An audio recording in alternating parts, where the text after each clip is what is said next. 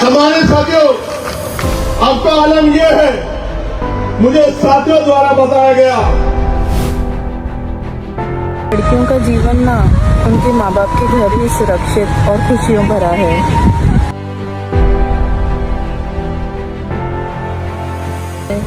जिस व्यक्ति ने मुझे इतनी तकलीफ दी है उसको इस बात का पश्चाताप भी नहीं है। मैंने उसकी आंखों में कभी शर्मिंदगी नहीं देखी कि उसको कहीं ना कहीं इस तकलीफ महसूस हो कि उसने क्या किया है। उल्टा वो मुझे अपनी जिंदगी का, अपने सांसद बनने का, अपने टाइपेड बंगला, अपनी जिंदगी की अय्याशी का गुरूर दिखा रहा है।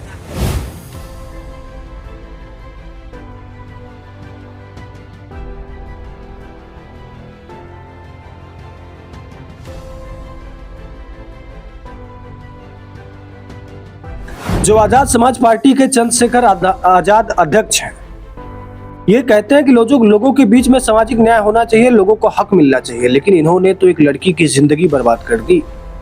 और ये सिर्फ नेता नहीं है, ये इस टाइम के सांसद है, लेकिन जब ये सांसद नहीं थे तब इन्होंने एक लड़की से वादा किया था कि मैं तुमसे प्यार करता हूं, तुम्हारे साथ रहूंगा, और मुझे एक जीवन साथी की तलाश थी। उस लड़की में उनको जीवन साथी मिल जाती है और उसके साथ सिर्फ प्यार भरी बातें नहीं करते हैं, प्यार मोहब्बत के वादे नहीं करते हैं, बल्कि उसके साथ जिस्मों का खेल भी होता है, शारीरिक संबंध बनाए जाते हैं। और जब वो लड़की कहती है कि आप मुझसे शादी करोगे, आपकी कहीं शादी तो नहीं हुई है, तो ये कहते रहे नहीं, मेरी शादी नहीं हुई। ये भरोसा बार बार दिलाते रहे और बार बार संबंध बनाते रहे। सोचिए, आपके चंद्रशेखर आजाद एक लड़की के साथ ऐसा कैसे कर सकते हैं? एक तरफ वो पार्टी बना के चल रहे हैं, दूसरी तरफ सामाजिक की बात कर रहे हैं, गरीबों की लड़ाई लड़ रहे हैं, लेकिन यहाँ एक वाल्मीकि समाज की लड़की के साथ इतना गंदा खेल।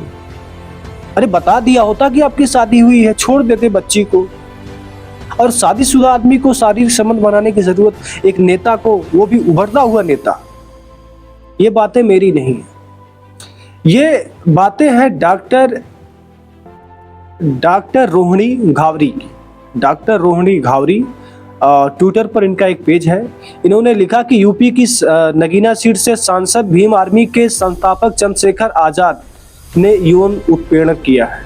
आरोप लगाने वाले PhD scholar doctor Rohini Ghavri ने सुसाइड की धमकी दी है और रोहिणी ने इंदौर के रहने वाले वर्तमान में स्विट्जरलैंड में रहती हैं। यानी कि उनका घर तो इंदौर में है, लेकिन वो वर्तमान में स्विट्जरलैंड में रहती हैं।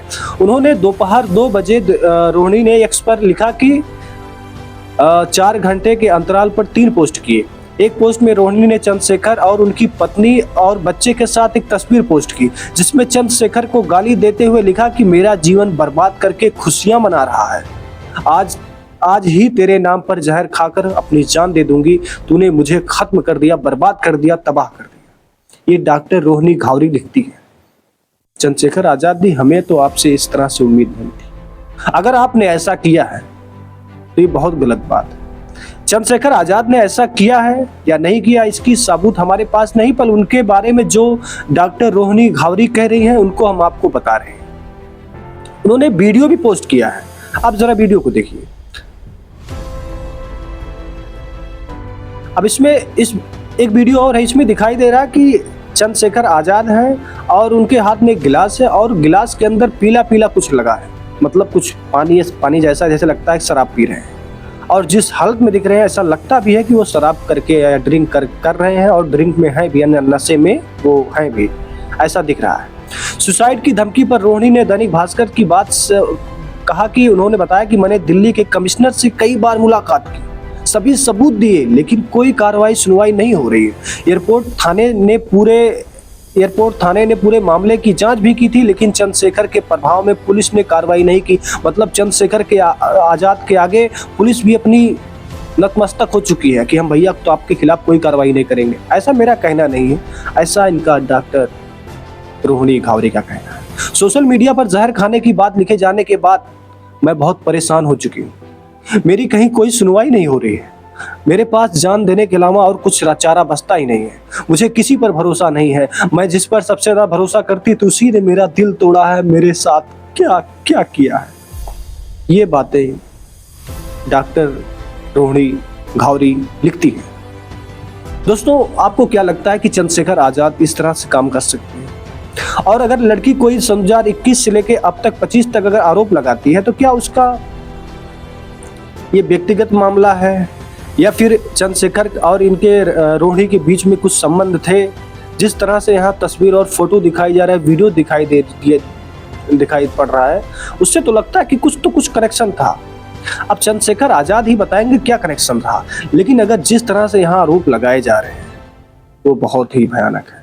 पूरे मामले की विवाद करते हैं अगर आपके पास टाइम हो। और भाई साहब, जो भी लोग भीम आर्मी के या फिर चंद्रशेखर आजाद के समर्थक हैं, सपोर्टर हैं, आप लोग हमारी बातों से बुरा मत मानिएगा या हमारी किसी बात से आप दुखी मत होइए, क्योंकि ये मेरी बातें नहीं है।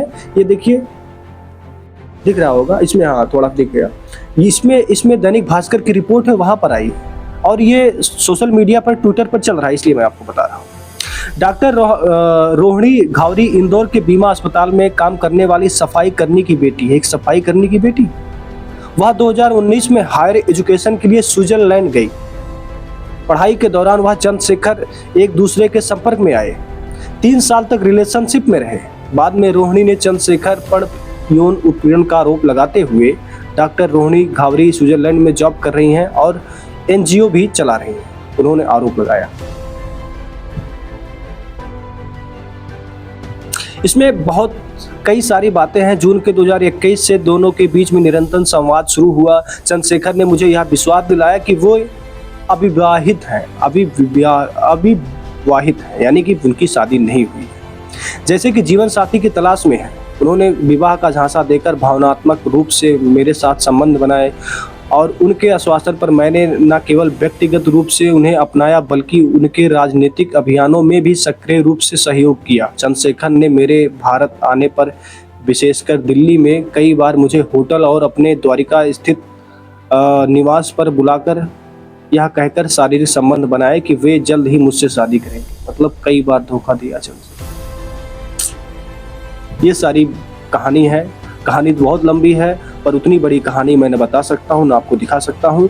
और इतना ही वीडियो, बाकी की आप लोग कमेंट करके जरूर बताइएगा क्या ये जो आरोप लग रहे हैं या चंद्रशेखर पर, ये सही है या इसमें कुछ अभी और चीज़ें आनी बाकी है। धन्यवाद, नमस्कार।